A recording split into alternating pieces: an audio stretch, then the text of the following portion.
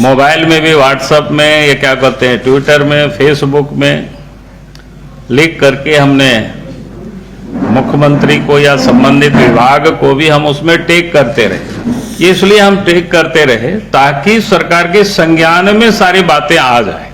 लेकिन उनको अच्छा लगे अथवा ना लगे ये हमारा विषय नहीं है, हमारा ये धर्म है यार, हमारा ये दायित्व बनता है अपोजिशन में रह करके। भारतीय जनता पार्टी अपोजिशन में है तो हम लोगों का दायित्व बनता है, धर्म बनता है, राजहित में है भाई सरकार को उससे आगाह करते रहना। आज जो लोग उनके विधायक प्रतिनिधि वगैरह जो जेल में बंद है या बिचौलिया कहिए, कोई दलाल है या क्या संबंध है उनसे, ये तो हेमंत सोरेन ही बताएंगे। मैं उस पर जब उनके विधायक प्रतिनिधि की गिरफ्तारी हुई और ईडी ने चार्जशीट दाखिल की और उस चार्जशीट में साहेबगंज से मतलब इलीगल जिसको कहते हैं उत्खनन हुआ तो 1000 करोड़ का उन्होंने उल्लेख किया है। जो सत्ता में होते हैं वो सरकार चलाते हैं और जो सत्ता में नहीं रहते हैं, विपक्ष में होते हैं, सरकार को रचनात्मक सहयोग करते हैं। और सरकार अगर कहीं रास्ते से भटक जाए तो उसको रास्ते पर लाने की भी वो कोशिश करती है और उनको समय समय पर याद दिलाती है। ये डेमोक्रेसी का, लोकतंत्र का यही बड़ी खूबसूरती है।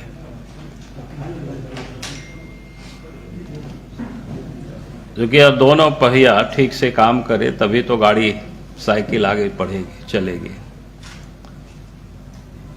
और झारखंड में जो हेमंत सोरेन के नेतृत्व में 2019 के दिसंबर में सरकार गठित हुई, अब 2022 का दिसंबर भी आने ही वाला है, अब नवंबर है, यानी कुल मिलाकर के आप जोड़े तो आप 3 साल सरकार को बने हुए हुआ।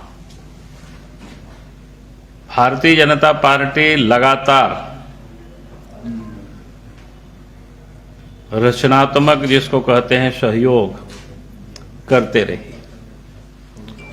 कहीं सरकार अपनी राह से भटकते हुए हम लोगों ने देखा तो सड़कों पर भी हम सब लोग आंदोलन किए या कभी कभी प्रेस के माध्यम से भी सरकार को हम लोग सचेत करते रहे, सूचित करते रहे। और आप सब लोगों के संज्ञान में है, हमने तो लगातार सरकार अच्छी ढंग से काम करे, सरकार से कहीं गड़बड़ी हो रही है, चूक हो रही है तो सरकार को हम हिदायत देते रहे, सरकार को हम पत्र भी हम लिखते रहे। ये अलग बात है उस पत्र लिखना भी सरकार को अच्छा नहीं लगा, उसके बारे में भी आप सब लोगों ने देखा कि हमें तरह तरह के उसको गाली देते रहते हैं लोग। तब भी हम मानते हैं कोई बात नहीं, डेमोक्रेसी में सब होता है, वो भी हम लोगों के लिए, हमारे लिए एक ऊर्जा का काम करता है, ताकत का काम करता है।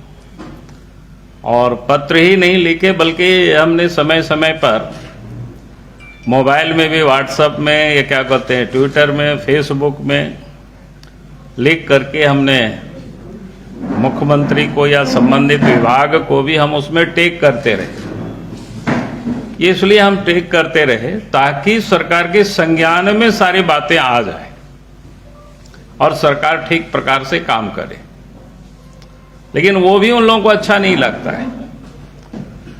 लेकिन उनको अच्छा लगे अथवा ना लगे ये हमारा विषय नहीं है, हमारा ये धर्म है यार, हमारा ये दायित्व बनता है अपोजिशन में रह करके। भारतीय जनता पार्टी अपोजिशन में है तो हम लोगों का दायित्व बनता है, धर्म बनता है, राजहित में है भाई सरकार को उससे आगाह करते रहना।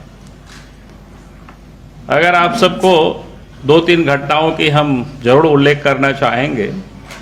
आप सब याद करिए, आज जो लोग उनके विधायक प्रतिनिधि वगैरह जो जेल में बंद है या बिचौलिया कहिए, कोई दलाल है या क्या संबंध है उनसे, ये तो हेमंत सोरेन ही बताएंगे। मैं उस पर आगे जाने से पहले मैं ये कहूँगा कि आप सबको ध्यान में होगा, जब उनके विधायक प्रतिनिधि की गिरफ्तारी हुई और ईडी ने चार्जशीट दाखिल की और उस चार्जशीट में साहेबगंज से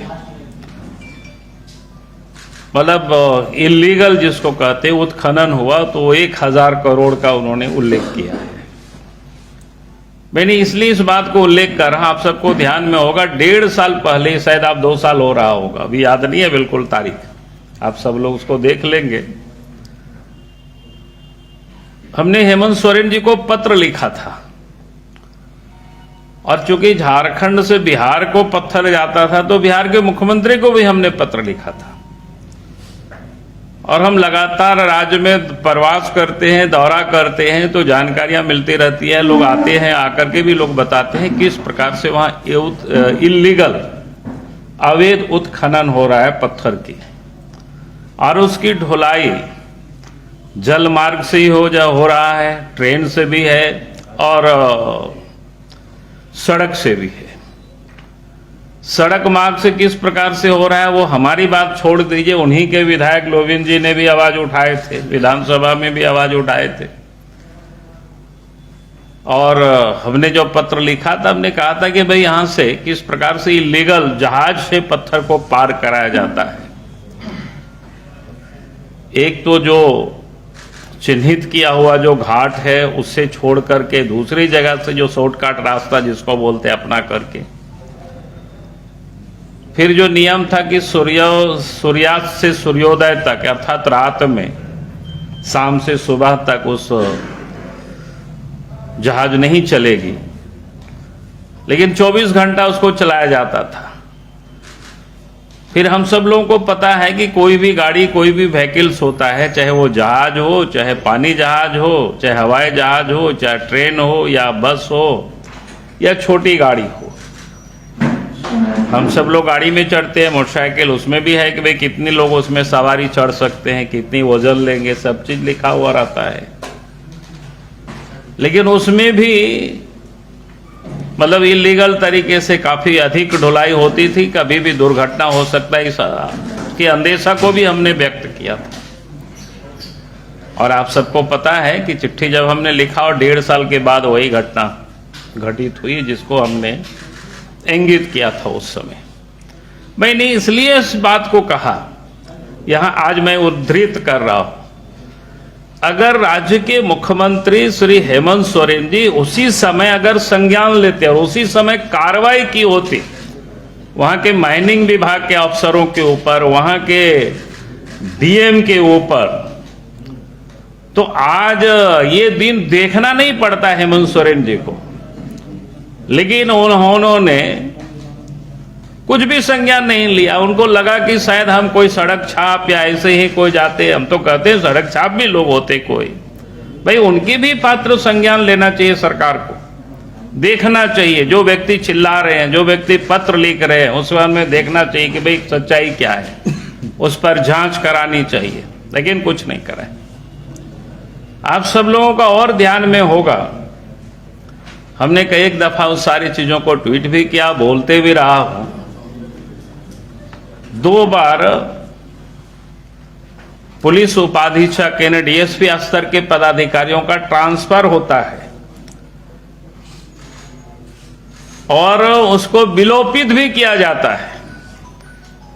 तो हमने कहा था कि भाई हम तो राज्य के मुख्यमंत्री रहे हैं, हमको पता है कि ट्रांसफर किस प्रकार से होता है, क्या प्रोसेस होता है उसमें से। निश्चित रूप से अगर पुलिस विभाग का ट्रांसफर होता है इधर से उधर, तो अगर इंडिविजुअल फाइल तैयार होता है तो डीजी फाइल तैयार करते हैं, डीजी फिर होम सेक्रेटरी को भेजेंगे, फिर होम सेक्रेटरी के से चीफ सेक्रेटरी के पास जाएगा, चीफ सेक्रेटरी फिर क्या बोलते हैं विभाग के जो मंत्री होंगे, यहाँ तो विभाग और मुख्यमंत्री दोनों वही थे, तो वहां विभाग के मंत्री के पास जाएगा। अगर विभाग और सीएम अलग अलग होंगे तो फिर सीएम के पास फिर जाएगा, उसके बाद विभाग के मंत्री के पास, और फिर जब हस्ताक्षर हो जाएगा तो फिर उसी रूट से वापस फिर गृह विभाग को लौटेगी और वहां फिर नोटिफिकेशन वहीं से जारी हो जाएगी। एक तो ये रास्ता है, या फिर सभी अफसर, सभी यानी मुख्यमंत्री डीजी को भी बुला लेंगे और होम सेक्रेटरी को भी, चीफ सेक्रेटरी को भी, एक साथ बैठ करके फाइल वहीं तैयार किया, सबका वहीं दस्तखत हो गया और फिर होम सेक्रेटरी जा करके उसको नोटिफाई कर देंगे। 2 ही रास्ता था। लेकिन जब नोटिफाई होने के बाद अगर पूरे के पूरे ट्रांसफर को ही विलोपित किया जाता है तो इसका अर्थ है कि इन लोगों के इतर भी कोई सत्ता काम करती है जो इन लोगों से भी प्रभावशाली है, जिसको आप बिचौलिया कह सकते हैं, दलाल कह सकते हैं, जो भी कह सकते हो।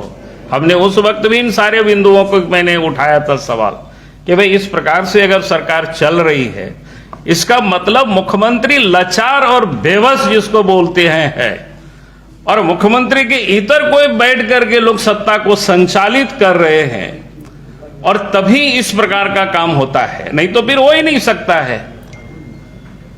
तो मैं कह रहा था कि भाई अगर हमने इन सारी चीजों की उस समय भी आवाज हम उठाते रहे कि भाई ये गलत हो रहा है और मुख्यमंत्री को संभल जानी चाहिए, लेकिन मुख्यमंत्री लगता है कि सारे कुछ उन दलाल और बिचौलियों के हाथों ही छोड़ रखे हैं। अब उसका परिणाम आप सब देख रहे हैं क्या हो रहा है।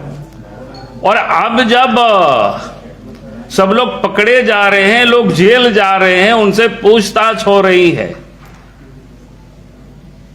अब स्वाभाविक है क्योंकि ये सारे लोग, इतनी सारी जो गड़बड़ी हुई, आपने देखा कि एक दलाल के घर में 2-2 AK-47 मिलता है। तो भाई अगर जो सीएम की सिक्योरिटी में जो कांस्टेबल जो पदस्थापित है AK-47 के साथ, उस कांस्टेबल कि AK-47 एक दूसरे व्यक्ति के यहां कैसे मिलेगा? अगर वो मिलता है तो या तो गलत है, या तो ये गलत है, या तो वो गलत है। इसका मतलब है कि मुख्यमंत्री से भी ये लोग प्रभावशाली हैं, अपने ढंग से सत्ता को चलाना चाह रहे हैं और चला रहे हैं। तो इसका कीमत तो मुख्यमंत्री को चुकाना ही पड़ेगी, उसकी जवाब तो उनको देना ही पड़ेगा।